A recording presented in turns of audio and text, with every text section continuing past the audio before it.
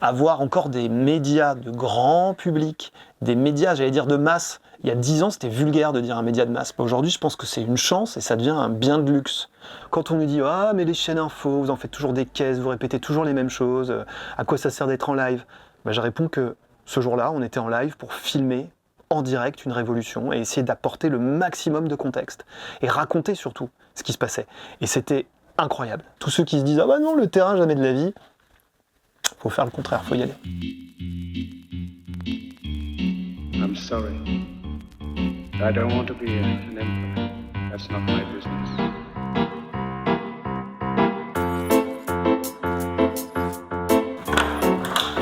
Faut faire un métier dangereux. Bonjour. Bonjour. Je vais laisser ouvrir la valise.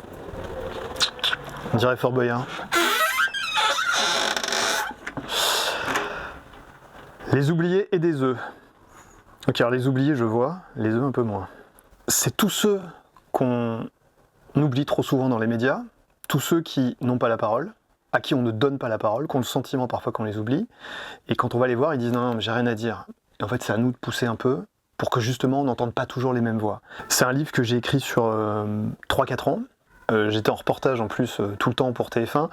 Dès que j'avais un peu de temps libre, c'est-à-dire avant de faire une prise de sang, dans le métro, dans le train, parfois même sur un banc public quand j'avais une demi-heure. C'est-à-dire que dès que j'ai un quart d'heure, vous me foutez avec mon ordi et c'est bon, j'écris.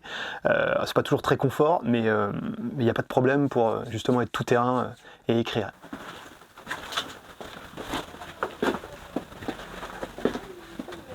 Ah, le Japon, enfin bon, je souris alors que c'est quand même un des pires drames que j'ai eu à tourner. Je souris parce que avec le Japon, comme je dis toujours, j'ai laissé la moitié de mon cerveau là-bas, je pense, quand il y a eu le drame de Fukushima, et que c'est devenu une passion depuis. Moi, je préside une association de presse franco-japonaise de journalistes. Fukushima, c'était à la fois dur et intense, passionnant journalistiquement, parce que le danger, il était invisible.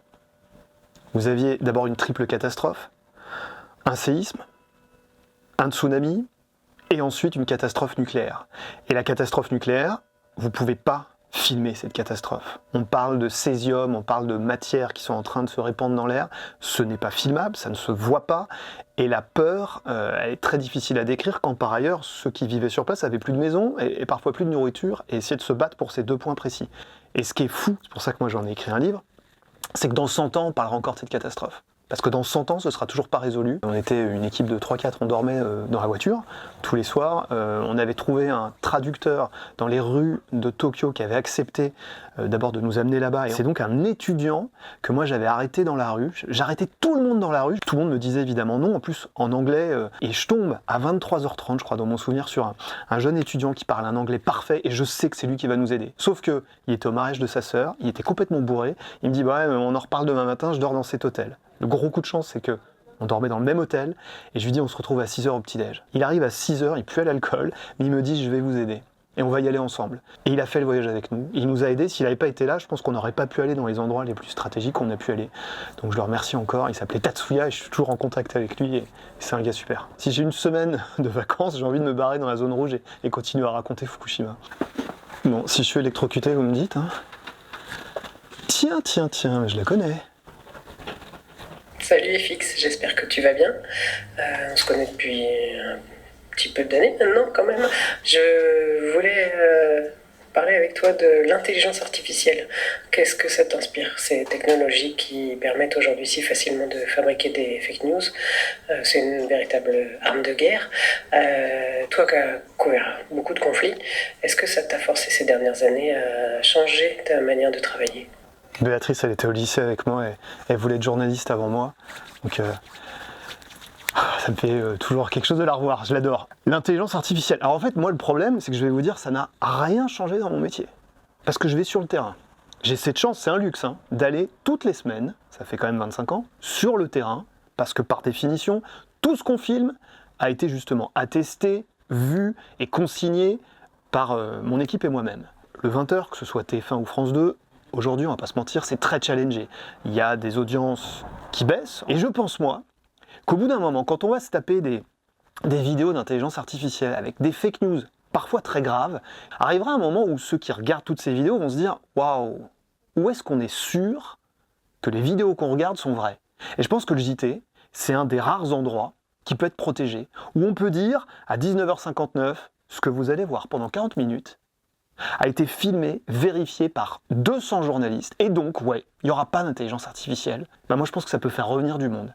Et je suis aussi obligé d'être honnête, je pense que ça peut apporter plein de choses super pour expliquer et pour faire du journalisme. Mais bon, la matière première, c'est le terrain, et donc, je suis peut-être de nature optimiste, mais je me dis que moins on en aura besoin, mieux ce sera en tant que reporter. Ah, le printemps arabe, ça fait vraiment archive, finalement, quand on regarde ça aujourd'hui. 2011, moi je me rappelle, quand je pars en Égypte, il y a déjà une révolution qui a eu lieu en Tunisie, et mon patron, Hervé Béraud, à l'époque, me dit « Allez, pars en Égypte, on ne sait jamais, il pourrait peut-être se produire la même chose. » Et je lui avais dit « Oui, franchement, 2 révolutions en 15 jours, personne n'y croit. » Je suis dans l'avion avec quelques autres collègues, et tous, on se demande finalement ce qu'on va faire. Il y a une grosse manif de prévue le vendredi, et comme rien ne se passe jamais comme on croit, le pays bascule. Et il bascule, c'est un truc incroyable, sous nos yeux. On n'avait pas le droit d'avoir de caméra, on était arrivé de manière clandestine, et on avait encore moins le droit de diffuser en live. Et nous, on avait ce qui s'appelle une bigane, donc une antenne satellite, on l'avait foutue sur le toit d'une petite maison, je me rappelle très bien, et on avait pu diffuser en live des images de chars qui arrivaient sur la place Tahrir.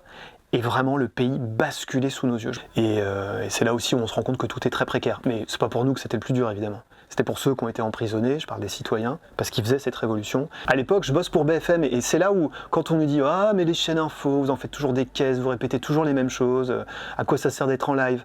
Je réponds que ce jour-là, on était en live pour filmer en direct une révolution, et essayer d'apporter le maximum de contexte, et raconter surtout ce qui se passait.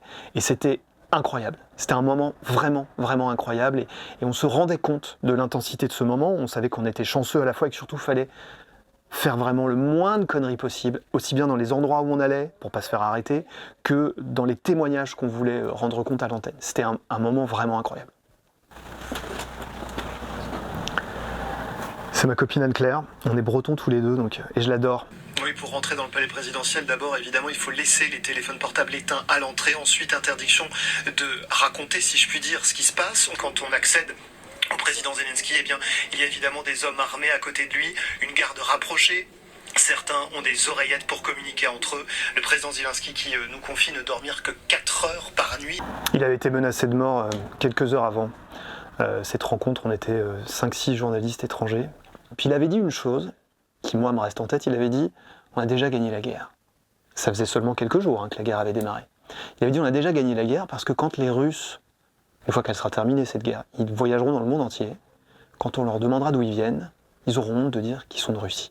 Et puis ce palais présidentiel qui ressemblait à un bunker, c'était une image parmi toutes les autres de cette guerre. Et les moments les plus marquants, c'était pas avec lui, c'est dans les tranchées, où vous êtes à 500 mètres des positions russes. Et moi, jamais j'aurais imaginé dans ma vie que j'allais filmer des tranchées comme en 14-18.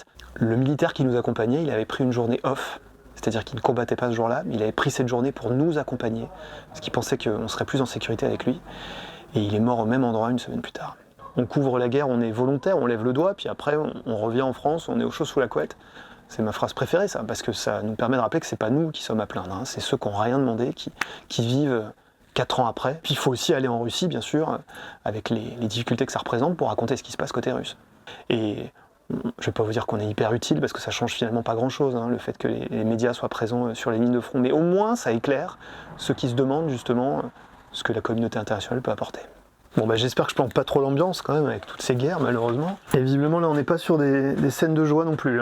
Il faut que je pose, c'est ce qui vient d'être demandé, mon visage sur 3 endroits dans le monde pour des anecdotes de tournage. Je vais commencer par Paris. C'est mon premier reportage en radio pour RMC. Je vais dans un immeuble de je crois 15 ou 16 étages où il n'y a plus d'ascenseur qui marche.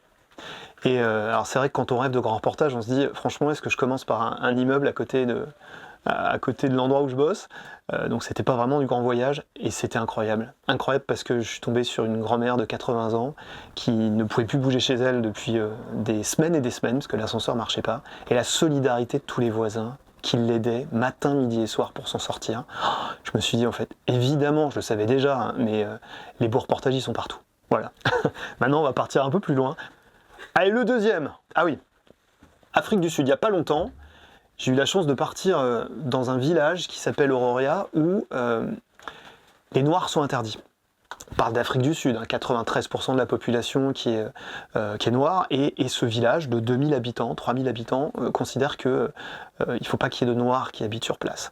Et une fois de plus, l'idée c'est d'essayer de comprendre, je ne vais pas leur donner raison bien sûr, mais écouter leurs arguments dans un pays où le Trumpisme a quand même bien réussi à s'installer, où Donald Trump avait dit que tous les agriculteurs blancs sud-africains étaient menacés de mort. Les faits ne sont pas du tout ceux-là. Et donc on était allé dans ce village et on avait écouté ces paroles qui évidemment interpellent, je vais le dire poliment, qui interpellent. Oh, une bonne nouvelle, une super bonne nouvelle qui m'est d'arriver dans le désert d'Atacama au Chili. On a fait 30 heures d'antenne non-stop pour annoncer des bonnes nouvelles. À l'époque je bossais pour BFM parce qu'il y avait 33 mineurs qui avaient été coincés sous terre pendant des semaines, et on arrivait à les extraire. Ils étaient vraiment à quelques jours de mourir, hein, si ça ne marchait pas cette opération. Il y avait les télés du monde entier, et toutes les demi-heures, il y avait toutes les demi-heures ou toutes les heures, il y avait donc un mineur qui sortait. On nous avait même donné une liste avec bien le pédigré de chacun de ces mineurs. Mais ce moment, quand même, où on voit des gens qui sont sauvés en mondiovision, c'était quand même assez... ça faisait du bien, en fait. Voilà. Donc là, on me demande de choisir un petit canard. Le flic là, on dirait un YMCA. Pourquoi je choisis lui ?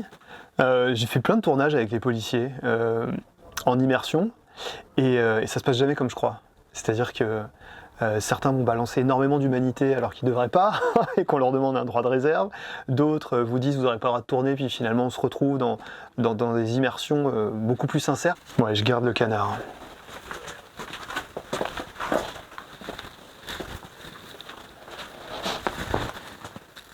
Je le pose ici, hop.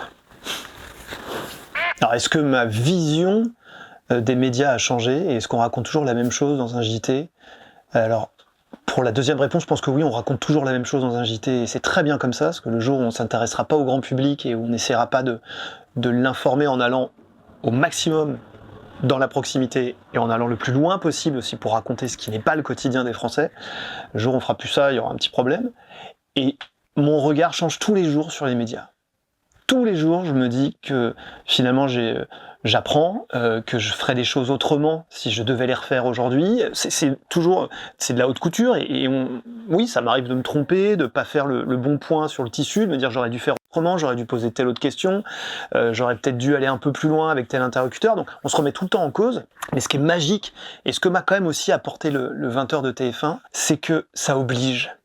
Parce que quand vous avez la chance et le privilège de parler à 5-6 millions de Français dans le cadre d'un reportage, vous vous armez avec encore plus de sécurité qu'ailleurs, je pense. Et c'est normal, parce qu'il y a cette obligation de parler à tous. Et c'est une grammaire commune qui est incroyable. Il n'y a pas beaucoup d'endroits comme ça où on peut encore discuter avec autant de Français. Je dis discuter, parce que le reportage, il est à l'antenne, mais après, oui, ça crée des dialogues parfois. Dans un monde idéal, un sujet, il va créer des dialogues. Et ça, je trouve que c'est fabuleux. Et donc, c'est une chance. C'est vraiment une chance dingue. Alors qu'on voit que ça s'émiette partout, que les médias sont de plus en plus des bulles qui communiquent pas les unes avec les autres, et que surtout le public lui-même se transforme en plein de petites bulles. On a l'impression d'être dans une baignoire avec effectivement un bain moussant comme ça. Avoir encore des médias de grand public, des médias, j'allais dire de masse. Il y a 10 ans, c'était vulgaire de dire un média de masse. Aujourd'hui, je pense que c'est une chance et ça devient un bien de luxe. On s'organise toujours à l'arrache, en vrai, parce qu'on n'a jamais 3 semaines pour se préparer, et c'est pas plus mal, parce que c'est ce que j'ai tendance à dire. Alors après, il y a les autorisations, évidemment, ça, quand vous allez tourner dans une centrale qui a connu le drame qui est celui de Fukushima, vous pouvez pas rentrer comme ça, comme dans un moulin. Il m'a fallu 3 ans, je crois, pour avoir l'autorisation.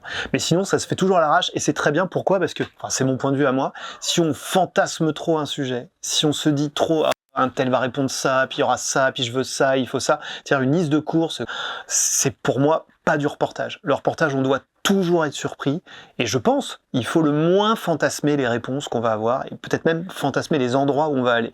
Donc, ça veut pas dire qu'on prépare pas avant, mais je parle des dossiers évidemment, mais je pense qu'il faut pas trop se projeter non plus. Donc qui est cette rapidité d'exécution, moi ça me va très très bien en tout cas. Alors les réseaux sociaux, moi mon problème c'est que j'ai plus de 40 ans, donc il y a maintenant une petite date de péremption, vous savez, comme sur les étiquettes de yaourt en matière de réseaux sociaux, et que Il y a plein de codes que je n'ai pas ou que j'ai même pas envie d'avoir aussi, parce que ça me parle un peu moins. Et pour autant, je trouve que c'est génial. D'abord parce que c'est l'occasion pour moi de voir ce que font les autres collègues, parce que je suis sur les réseaux sociaux des grands médias, et je trouve qu'en France comme à l'étranger, il se passe énormément de choses. Et puis je m'adapte à ma petite manière, moi, mais c'est-à-dire que la plupart des enquêtes que je fais pour le 20h, j'essaye d'en faire une version 1 minute 15, 1 minute 20 sur les réseaux sociaux. Et donc on va tourner d'autres plateaux. C'est un peu work in progress, hein, ce que je vous dis, mais on essaie de donner une deuxième vie à ces reportages sur les réseaux sociaux.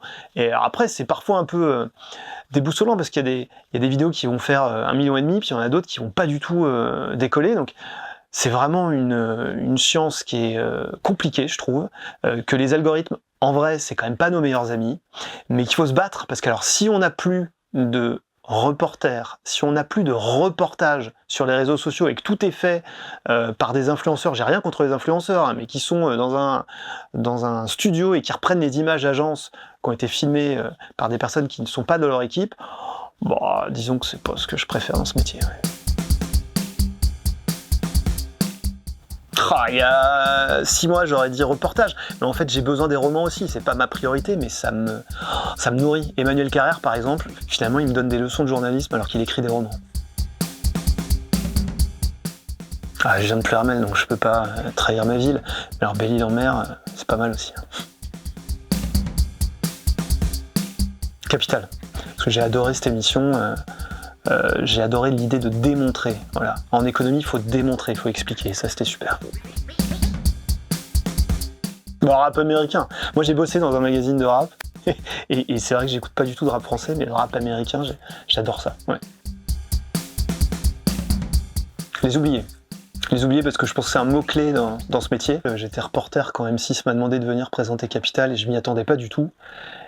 J'ai beaucoup aimé, hein. J'ai aimé l'émission, plus que d'être en plateau en vrai. Mais au bout de 2-3 mois, j'ai quand même dit ce serait pas mal que je fasse des sujets aussi moi-même. Donc là déjà, ils ont tous compris qu'il y a un moment, le reportage, c'était difficile de s'en séparer. Donc ouais, j'ai un rapport un peu compliqué finalement avec la présentation, parce que je dis pas que j'en referai pas un jour, mais qu'il y ait des vrais reporters qui ont roulé leur boss, vous savez, la voiture cabossée, parce qu'il y a des kilométrages et des kilométrages au compteur, qu'ensuite on les retrouve au micro tous les jours. Ça, je pense que c'est très important. Et on nous dit en permanence que notre métier, ça va pas, qu'on sait pas parler aux Français. Bah ouais, mais donnez la parole en tant que présentateur à ceux qui la voient, la France. Et que ce soit pas toujours les mêmes qui nous décrivent la France, mais qui la rencontrent jamais. Non, il n'y a pas de petits reportages. Le jour où on se dit qu'il y a des petits et des grands reportages, on est dans la merde. Parce que ça veut dire qu'on va pas traiter les personnes qui sont devant nous de la même manière. Et pardon, mais moi, il y a des reportages, j'allais presque dire à l'autre bout de la rue, hein, qui m'ont au moins autant renversé que de couvrir une guerre. Mais c'est idiot de vous dire ça, parce qu'on va pas comparer une guerre avec des personnes qui sont SDF et qui ont des CDI pour autant, qui tous les jours conduisent des bus de la RATP ou nettoient les rues de Paris et qui pourtant dorment dehors parce que c'est des personnes qui n'arrivent pas à avoir de logement. Et donc oui, il n'y a pas de petits et de grands reportages, et si on n'y met pas la même intensité à chaque fois, je pense qu'on abîme un peu le métier. Après, une fois que je vous ai dit ça, oui, parfois, c'est sûr que le lundi matin, quand je commence ma nouvelle enquête, je cherche de l'énergie, je vais me prendre 4 cafés au lieu de 2 pour vraiment être à fond. Mais surtout, je me dis, mais quelle chance on a encore de pouvoir aller à la rencontre de personnes qui ont tellement de choses à nous dire et qu'il faut surtout pas que ça change. Donc, on va allumer plein de bougies là pour que ce métier continue d'être aussi vibrant et qu'on continue à apporter autant, peut-être mieux encore dans les prochaines années, mais on doit tous être motivés. Et puis moi je vais vous dire un autre truc, c'est que je suis dans une rédac où j'ai plein de collègues qui sont super motivés. Et que la motivation c'est contagieux, c'est comme le coronavirus mais dans le bon sens. C'est-à-dire qu'on se porte tous les uns les autres et on sait pourquoi on bosse. Et ça c'est juste magique. Donc voilà, tous ceux qui se disent ah bah non le terrain jamais de la vie, faut faire le contraire, faut y aller. Alors,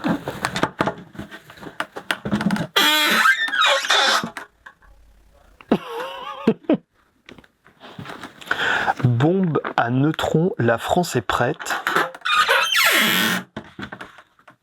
Déjà, je me rappelais pas que le Figaro... Ah oui, non mais d'accord, j'ai mis du temps à comprendre. Parce que je vois bombe à neutrons, je me dis, vous m'avez fait un truc sur le nucléaire. C'est ma date de naissance, dis donc. Génial. Merci. Ah, je suis hyper touché.